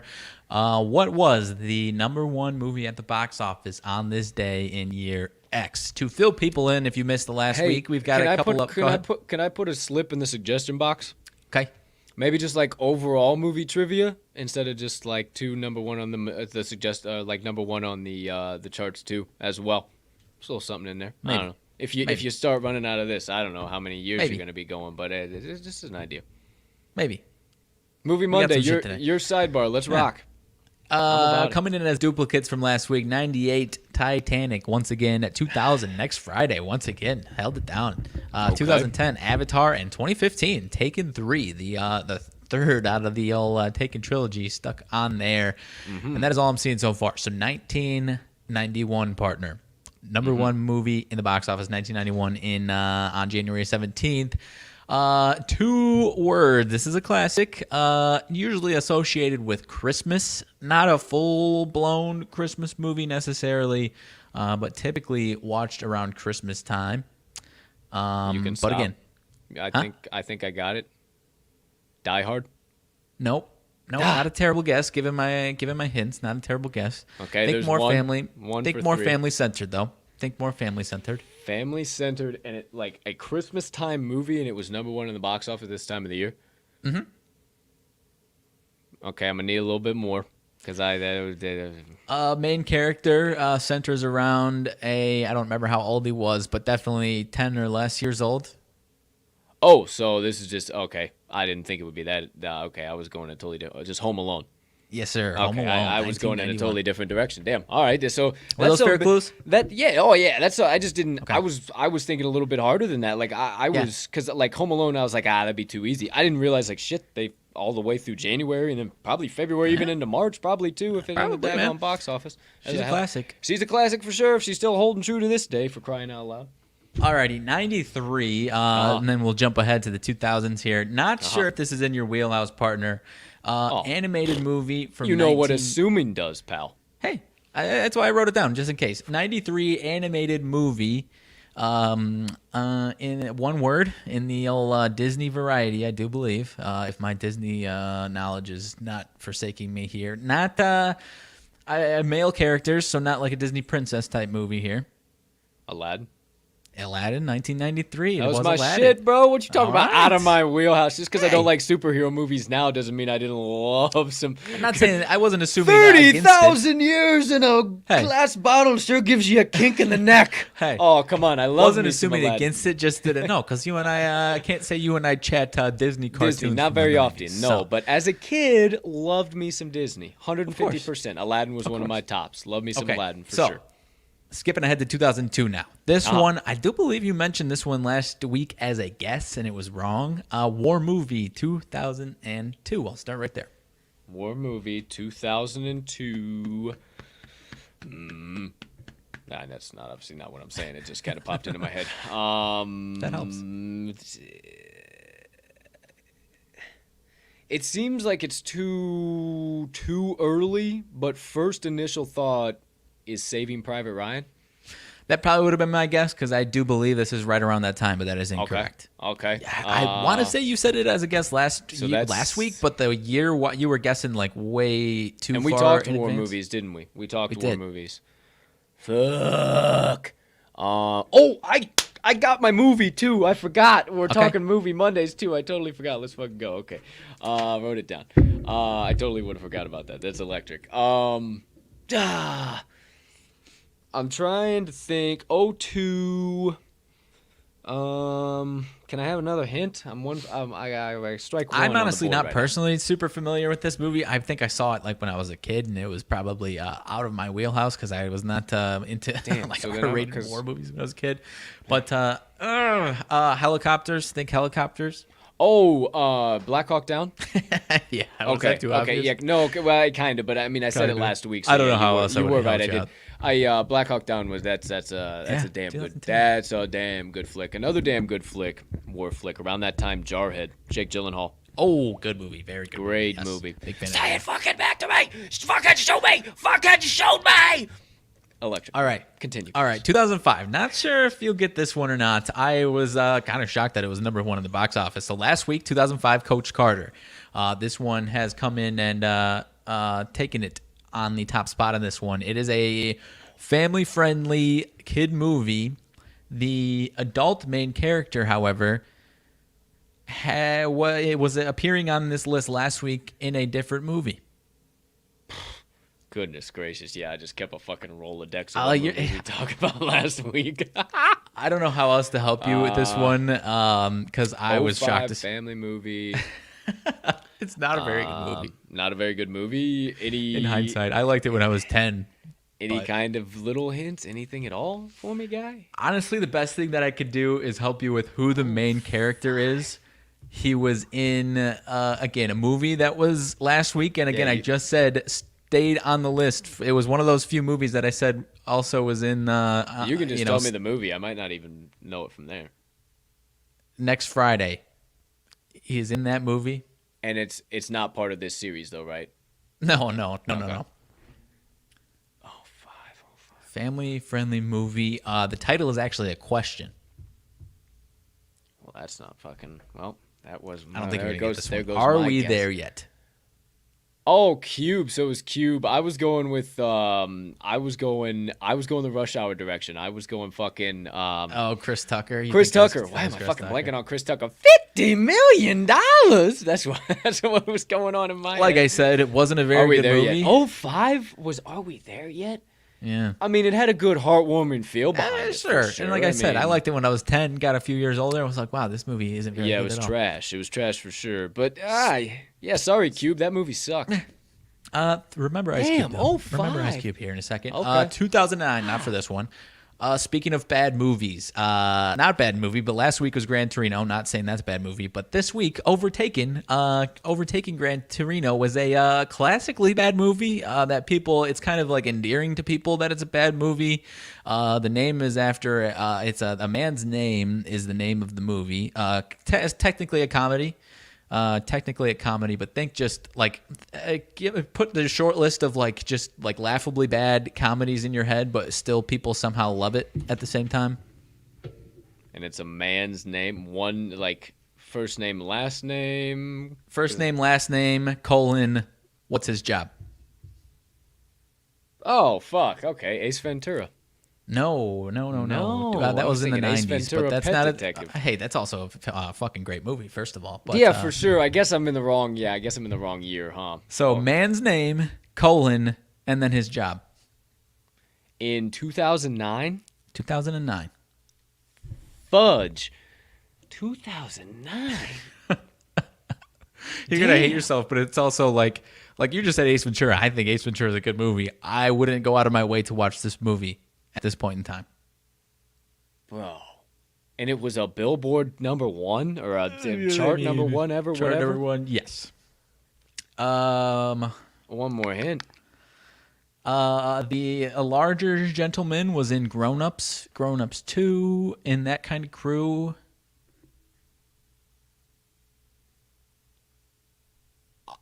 I am stumped. Kevin James is the actor. Is the main character of the movie? He's the actor, but he's the main Oh, character. fucking, how was that a number one? Paul Blart Mall Cop? Oh, Blart Are you Mall Cop, shitting me? number one How in was 2009. that a number? No way, dude. No way. And stayed, and it won't. 2009 will not be on next week if we do this again, because it stayed until next week as well. No way, dude. Good grief, that's rough. Okay, 2014 and 2016, the movie and then the sequel made it in 2016. So last week, 2014 was Lone Survivor. 2016 was Star Wars 7, the reboot. 2014 and then 2016, they had the sequel. I said, remember Ice Cube. That is my hint that I will give you. What did he do? His co-star was No, pretty damn... no, let my brain work, because I got it. I just can't fucking... Come on! Channing Tatum and fucking... No, it's not a that. bad guess. That No? would have been. That's a very good guess. Those are actually really good movies, and I would have the guessed fuck- that. Not saying what- these are bad movies, what but is- these what is- have not aged. Why aged can't I as think well. of the name of that movie? Help me out real quick before we go any further. What's the name of Oh, those Jump movies? Street is Jump what you were Street, thinking of. 21 Jump Street. Yeah. Gosh darn. Those are good guesses, though. That is fair guesses as far as because those are actually good movies Yeah, and and would like not surprise sequel me. kind of seemed like 2014, 2016, like seemed right in that ballpark. These, I don't want to say like aged poorly that like these are less funny. They just weren't like awesome movies. And to begin with, his co-star, Ice Cube's co-star, is an extremely popular, especially at the time, like the height of his popularity, comedian, stand-up comedian was his co-star. Oh, fucking, Ride Along. Yes, 1 and 2. Ride Along, and then Ride Along 2 in Yeah. 2016. So sequels. Damn, sequels. two Electric Factories, two fucking heavy hitters, obviously across just like entrepreneurs, moguls, everything in between. Yeah. One of the shitty of both of their works, I would say. Yeah, it wasn't great. Wasn't a huge fan of either. Wasn't Good. great. Yeah. But Not that I'm definitely saying I cash should have grabs, been and in it, it's clearly that it was successful that they were cash grabs because they both went on the fucking number one in the box office. So last one, 100%. partner, 2020. I actually didn't see this movie. It is the number 3 in the line. Is the third movie in a line of what it was in 2020. So I think they might be working on 4. But last week was 1917. That spurred our war movie talk. But now 2020, 2 years ago, the third movie. This is the third of a trilogy. The first 2 were back in, I know the first one was in the 90s. I think second one was either late 90s, if not just crept into 2000. Comedy action type movies. Comedy action type movies. Comedy action type movies. And the first one was made in the 90s? First one definitely in the 90s. Second one, if not also in the 90s, was just around the corner. First one, 95. Second one, 2003. So. In 2020? 17 years later was the third? What? Probably would have done massive numbers if it wasn't for, well, no, this would have been before COVID, I think, actually. Yeah. Any like general other premise of the movies except fucking action comedy? Like anything else? They are policemen, technically. Detectives, I think, probably. Oh, did I just say this, motherfucker? No, they didn't have a movie in 2020. Rush Hour? I don't think you said. No, Rush Hour. No. The Similar style of movie. Policemen, but they've... Detectives. So think detectives. Action. You're going to hate yourself when I say it. I don't know how to... I keep getting into a spot where the next clue is going to give it too obvious at anything that I'm thinking of. One final guess from you, boy, before you tell me. Think of the song. In the song, think of the Cops TV show song. Bad boys, what you want? What? I'm an idiot. Bad Boys. And this one, Bad Boys for Life, is the number 3 of this. Damn, that was 2020? That was 2020? Third one, yeah. I haven't seen it still, honestly. I haven't either. I'd be lying if I said I did. Bad Boys 1 and 2 were both sick as fuck. But like, bad boys, what you want to do? When you shove it down, I told you any other clue because you said bad damn. and then you kept going, and I was like, is it gonna realize? Bad Boys, Bad Boys, the soundtrack number 1 is what got me into rap music. Okay. Little Fair known enough. fact. Bad Boy, go back and fucking, you ain't doing shit today. You're like, what do I listen today? Go back and check out the Bad Boys soundtrack number 1, Certified Heater. Certified Heater. I've a couple of years ago, I went back and watched the first one, and the action doesn't quite hold up. Yeah, with all the CGI and all the shit and everything they got nowadays, it's like right in that bad sweet spot of like in the 80s and before. You can all right, it's like laughably bad at this point to where it still kind of holds up. This was like that sweet spot where they tried like a little too hard, but they still didn't have quite the technology. The first one I'm talking, but I've heard how the third one was that? So the next time you fucking boo NFTs, not just you, but anybody out there, or the fucking metaverse, or fucking anything that's going on right now that you're saying, who the fuck with the cryptocurrency? What the fuck? Well, it's kind of the same shit that people were thinking in there. Same thought track. The internet, the fucking, holy shit, this is the greatest fucking shit ever. Look how far movies have come. The CGI. Look how far the internet has come. Look how far Facebook has come. You might be boo-booing it now, but it ain't going nowhere. So it's just my PSA for the day. I'm learning more and more about this space, Mags. I've been spending a few hours every single doggone day, and oh, baby, I'm telling you, there's some stuff out there. We'll see. You're we'll see not what's wrong. up. But I do like your idea. I think I'll do a mix of this, a little hybrid of this, and some bust out my actual movie trivia, because some of these, because into and like the blockbuster number ones, like sometimes those are kind of hard to, like, if you could just tell me like, here's 3 facts about this movie, I'm a fucking movie buff, so I could probably just be like, pew, pew, pew, pew. I just would be really interested to see if I. Well, some of these I was like, I feel like he probably knows this movie, and eventually he could probably get it, but like, some of these it's also just like, oh, that's a fucking movie, like, come on, give me like, a break. damn, okay, for sure. Well, there you go. There you have it. Movie Mondays. Wrapping it up on Movie Mondays, my movie of the week.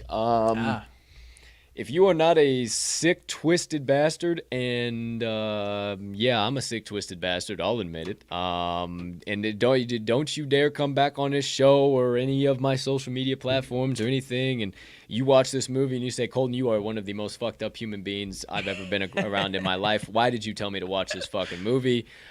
I don't honestly know, to tell you the truth. I watched it. I loved every fucking minute of it. I laughed my fucking head off. It's a very, very dark comedy, but I watched it with a group of people.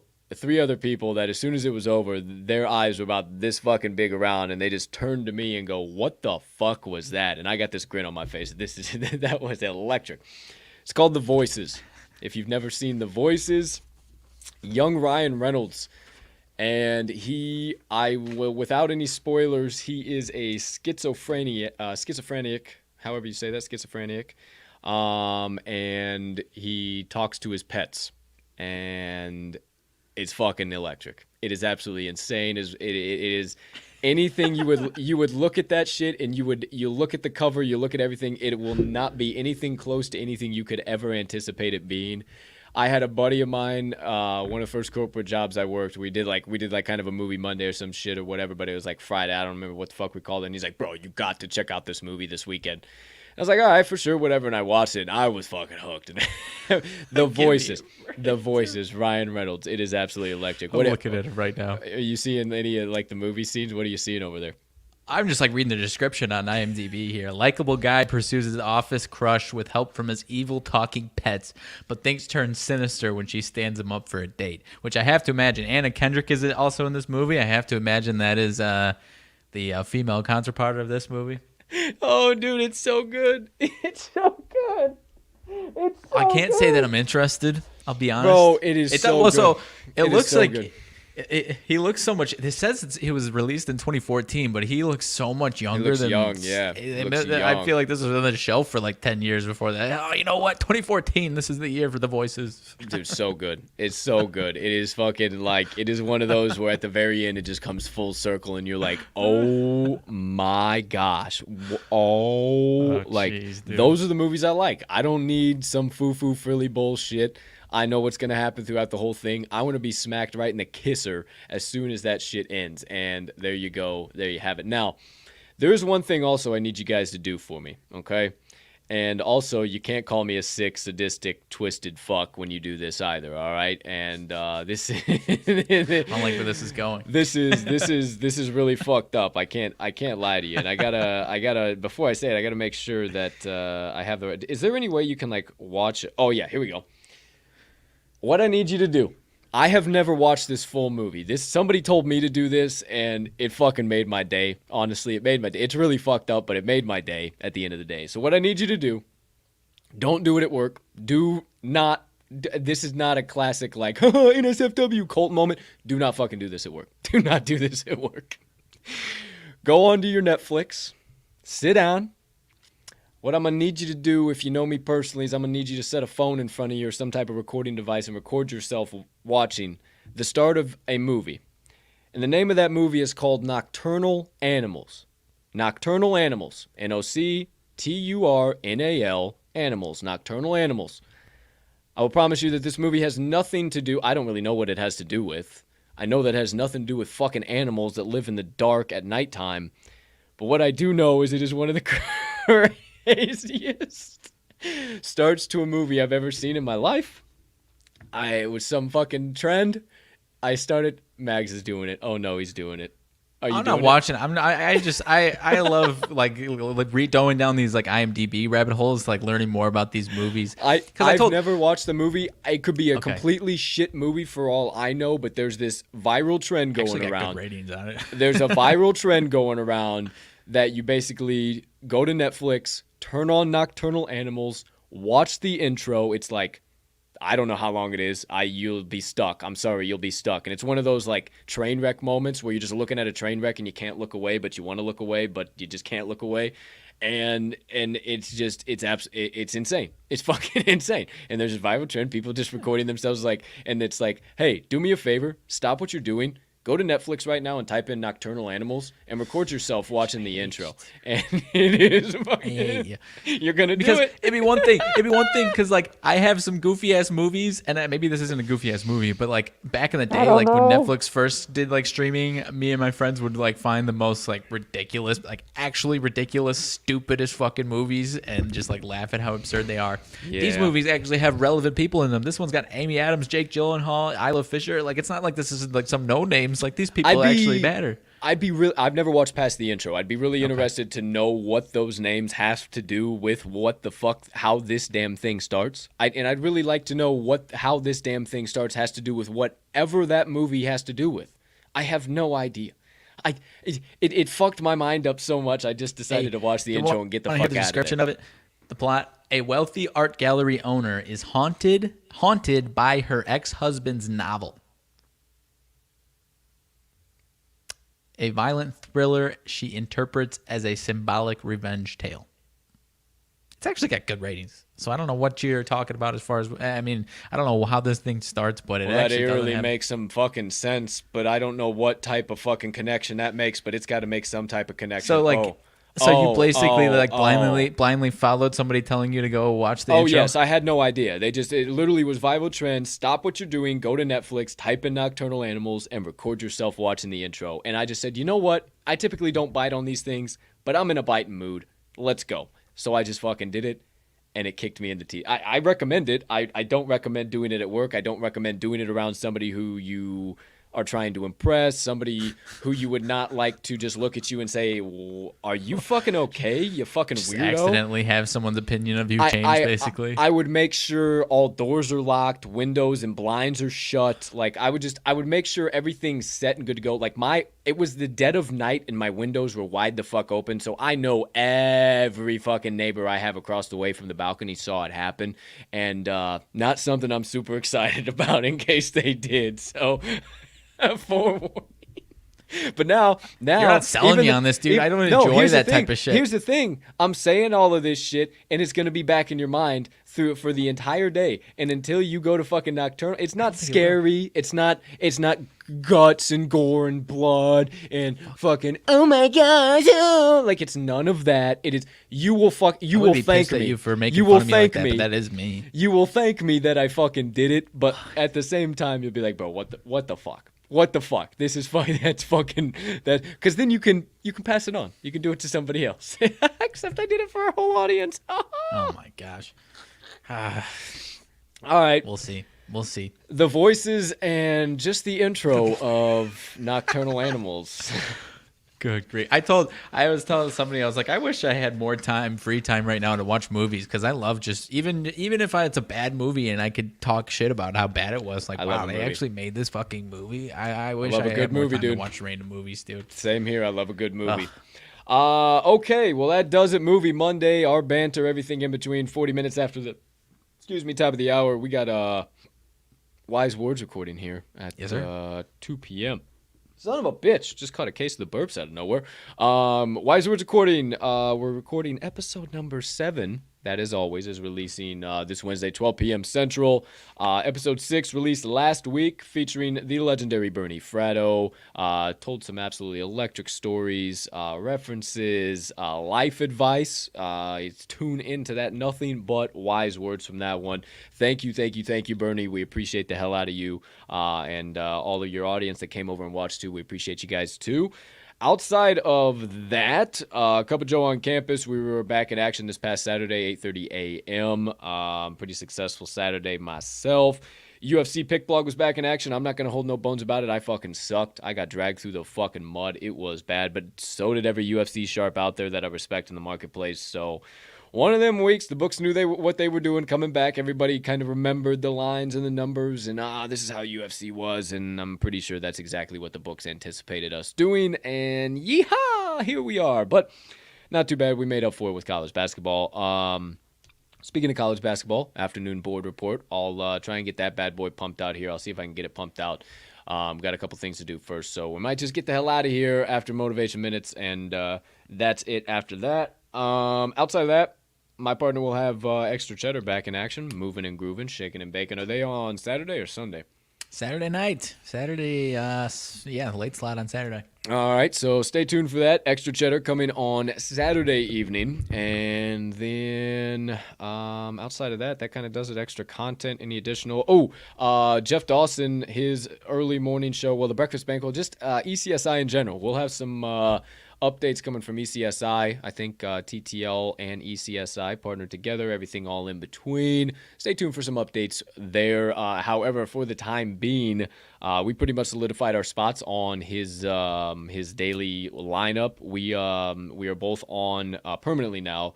I'm going to be on Thursday afternoon, so every Thursday, I think at 1 o'clock our time it is, right? So, I think so. 1 p.m. Central on Thursdays, and then Mags is 1 p.m. Central on Fridays. So we just do Thursday, Friday, carry into the weekend. As soon as we get off our show here, we just pop right over there. We were doing it prior, but just kind of made some different schedule adjustments and stuff like that. So we'll see how that works. But stay tuned. Follow at EC Sports Invest on Twitter. Follow our guy, Jeff Dawson. We appreciate the hell out of you, my friend. Outside of that, don't forget to stop by the link tree in this episode's description, talkingtheline.com, everything in between. You can find all of our best bets, additional content, yada, yada, yada. Partner, anything outside of that? I missed any late breaking news, anything we need to know about any of tonight's action, news in general, just everything all encompassing. I don't think so, my man. We've got Illinois Purdue, which I wish we could watch it right now, but 24-21 or 24-24 in the first half. That could be the game of the day of any fucking league of the entire slate of the day. I mean, we can definitely watch it right now. We just can't bet on it. Right. But yeah, right. But that's kind of what it I mean. is. But either way, that's all that's going on. I got no breaking news coming across the old desk. Absolutely nothing going on so far this morning outside of a couple early action games. All right, well, there you have it, my friends. Hell of an electric game. What is that? I'm trying to see. What channel is that on? It's on Fox. Fox right away. All right, so click over there, kids. Get weird, get wild. Illinois versus Purdue. Martin Luther King Jr. Day. Hang out, relax, cash some tickets with the crew. If you missed any of them, go back, get all of them. We got 9 picks coming at you today. One tipping off in 15 minutes, 16 minutes, somewhere around there. So I'll rip out these motivation minutes and get us all on about our day. How does that sound? Sounds good to me, dude. All right. Without further ado, last segment of the day, as always, my friends, my motivation minutes. You know the drill. First of the 2 weekly quotes from the legendary college basketball coach John Wooden. Don't remember how we wrapped up last week. I'll have to go back and look. But I know it was something along the lines of living your best life, chasing after your dreams and passions, stuff like that. So I kind of wanted to keep this going. And I don't know why. I don't know if the universe is trying to tell me something or tell you guys something or tell me to tell you guys something. I have no idea. But I keep coming across a lot of things that are speaking the same exact thing, and this quote is where my eyes first shot this morning. So I said, okay, well, I guess if I need to hear it or somebody else needs to hear it, I don't know. But the John Wooden quote of the day, and that's right, he said this: "Don't let making a living prevent you from making a life. Don't let making a living prevent you from making a life." And nothing could be more accurate. I mean, nothing is more true than that sentence.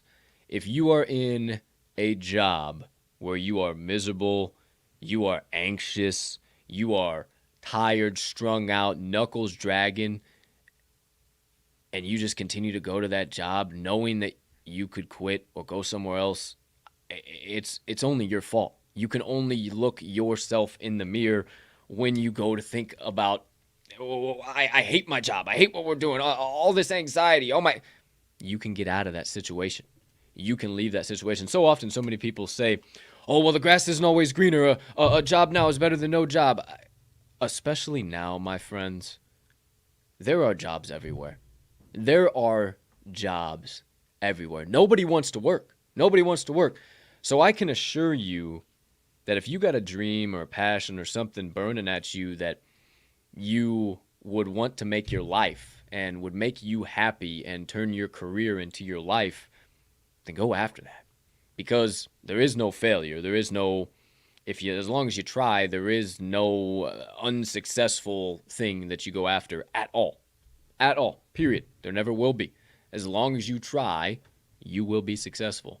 And if for some reason you can't get all the way through, fucking go flip patties at McDonald's for a little while and then go right back to grinding it out again. Whatever you need to do, whatever it has to be, get it done.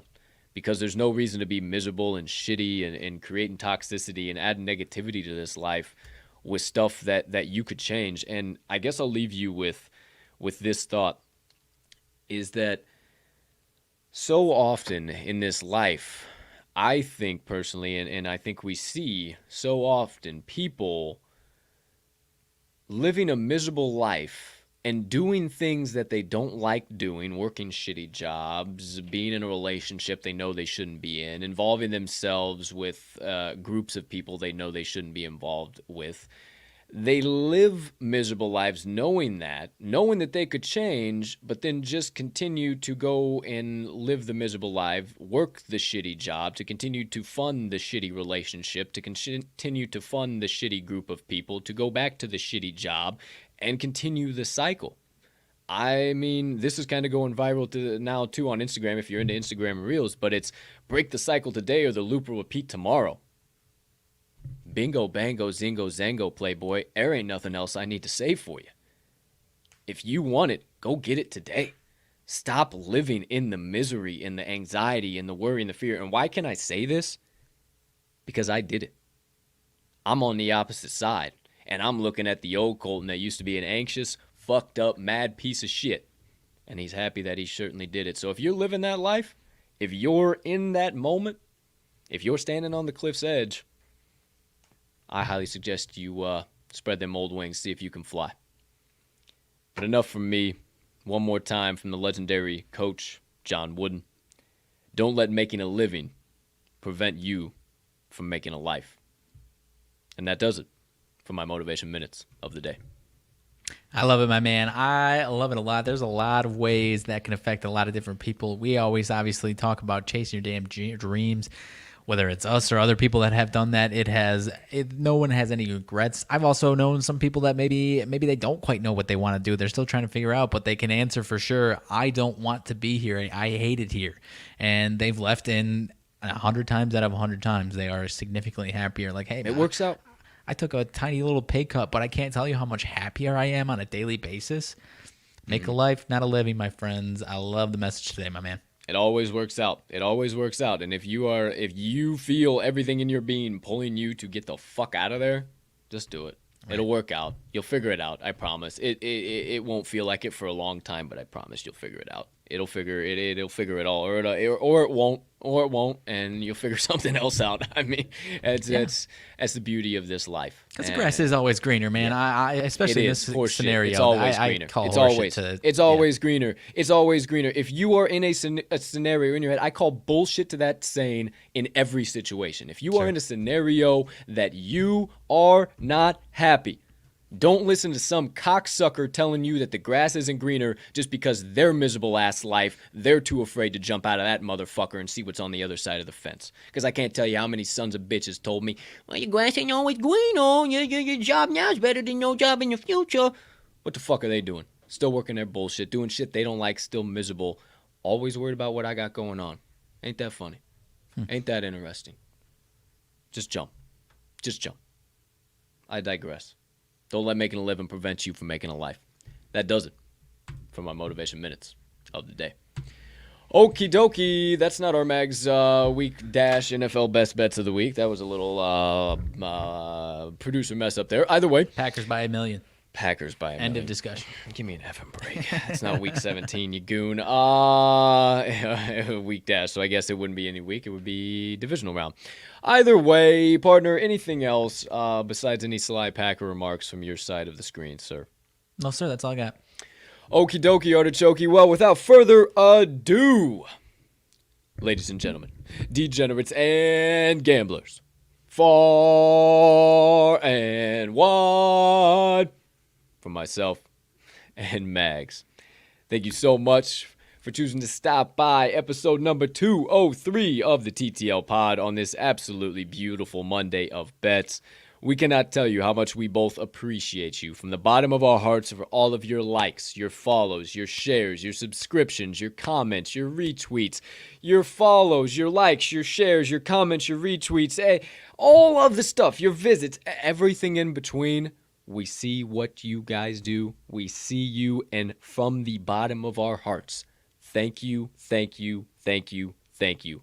It's because of you guys we get to keep coming here every single day, sharing good energy, good vibes, good positivity, and helping you chase your dreams and your passions as well. So thanks for helping us do it. We'll help you do the same as well. That's how we'll repay the favor. Outside of that, sure seems like an episode of the TTL Pod to me. Make sure you get all of today's best bets locked in as quick as possible so you get the best value out there.